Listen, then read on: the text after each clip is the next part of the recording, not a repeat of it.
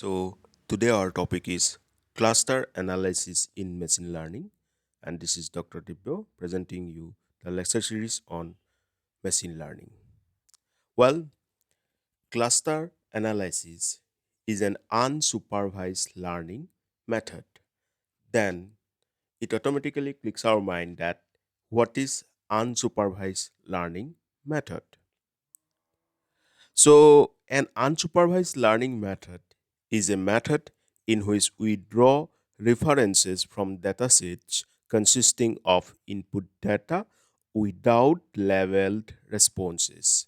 So, you should note down that in this case, means in case of unsupervised learning, we actually dealt with unlabeled input data. We don't have any previous knowledge on the labeling of those data. We what we do actually, we will try to derive their clusters on the basis of some experiments. Now, as we have seen that cluster analysis is one unsupervised learning method, so we have to know what is cluster analysis or what is clustering. So, clustering is the task of dividing the population or data points into a number of groups such that data points in the same groups are more similar into the other data points in the same group and dissimilar to the data points in other groups. In an easy way, you should note down that what you are doing, suppose you have 1000 data points and you have divided into four clusters. Do note that these groups actually they will be known as cluster. You have divided all those 100 data points into four different groups. Okay, and each one will be known as clusters. And say cluster 1, cluster 2, cluster 3, cluster 4. Then points belongs to cluster 1 will possess high similarity among themselves and they will show what the differences in their means properties, or we can say that dissimilarities among the data points or with the data points of the other clusters. Okay, so that is the task of clustering.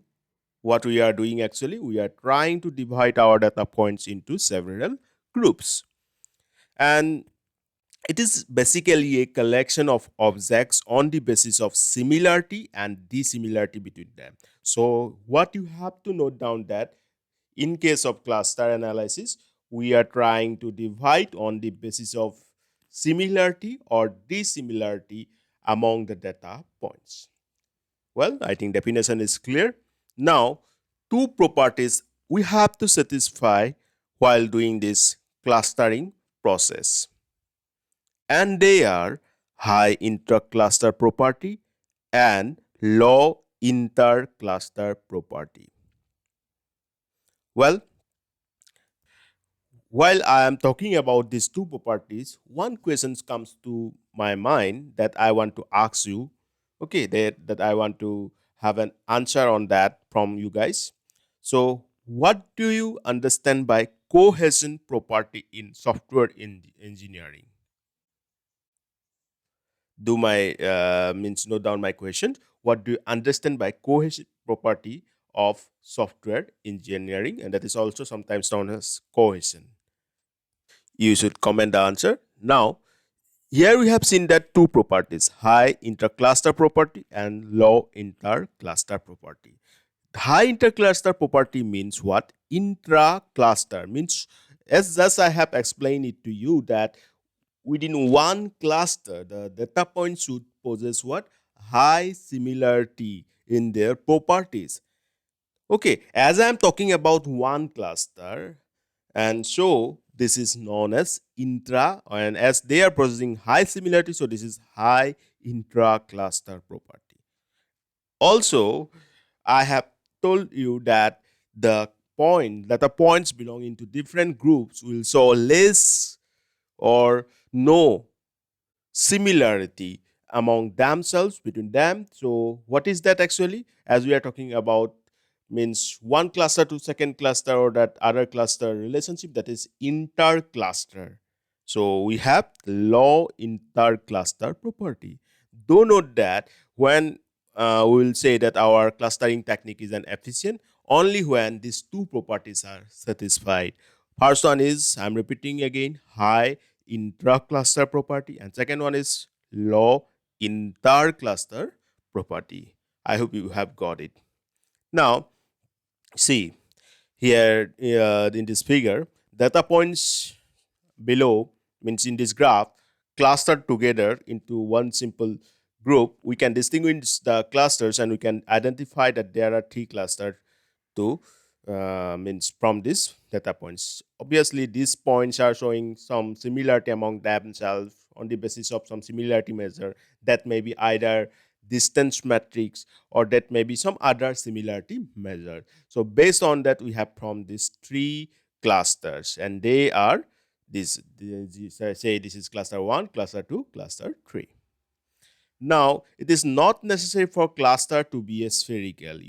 Cluster may take shape like this one also. In this figure, this is spherical kind of structure, but in this figure, this is not spherical. Okay, and you see some data points not belonging to this cluster. This means that they have no common features with the data points belonging to either of the cluster, so they have been left isolated.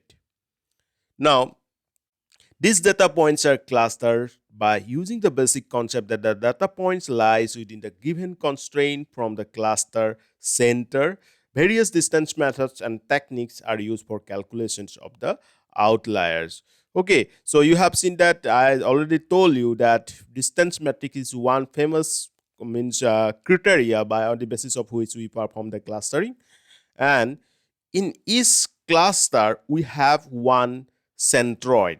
Okay, that will be representing the whole cluster. Similar, suppose in this cluster this particular point is the center, and in this cluster this is the center, say, and they will be known as representative of or each cluster. Means for this cluster, this point will be the representative of this cluster, and for this cluster, say, this point will be the representative of these clusters. Clear? So they are commonly known as centers or centroids of the cluster. Then coming to my our main question, that why we have to clustering the data, why we have to perform clustering. Because it is very important as it determines the intrinsic grouping among the unlabeled data present. And there are no criteria for a good clustering, but it depends on the user that what is the criteria they may use which satisfy their need. Say, for instance, we could be interested in finding representative for homogeneous groups, that is our data reduction, and in finding natural clusters and describe their unknown properties, that is natural data types, in finding useful and suitable groupings, useful data classes, or in finding unusual data objects, that is outlier detection. And this algorithm must make some assumption which constitute the similarity of points, and each assumption make different and equally valid clusters. These are the reason that we perform, that's why we perform clustering. Main thing you have to note down that clustering helps us to represent some homogeneous group on the basis of that cluster and their representatives. Second, it helps us to detect the outliers. Like in this figure, you see these points are kept isolated, so they don't belong to these clusters. Okay, so the cluster, so they can be treated as outliers. So similarly, we have different applications of clustering. So that's all for today. Coming to today's question. The first question is, what are the two properties that needs to be satisfied during clustering process? Second, why we have to perform clustering? So comment your answer. Bye bye. Take care.